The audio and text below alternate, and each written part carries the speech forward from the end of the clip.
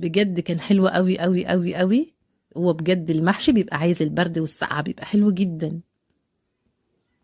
هبدأ بقى افضي معانا المحشي اهو. بصوا، هتشوفوا بقى معايا دلوقتي ان المحشي ازاي متماسك اهو. بصوا، متماسك والرز بتاعه مستوي ومفلفل، مش معجن، مفيش ولا رزية عليه من بره. بسم الله ما شاء الله، اللهم بارك ما شاء الله. بصوا، طريقة حلوة قوي قوي قوي، والنتيجة حلوة قوي. وبجد لو ما جربتيش الطريقة دي فايتك كتير، لازم تجربيه. ولما تجربيه قولي لي ايه رأيك فيه.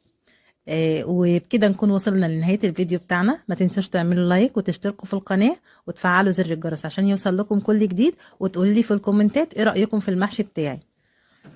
وفي نهاية الفيديو استودعكم الله، والسلام عليكم ورحمة الله وبركاته.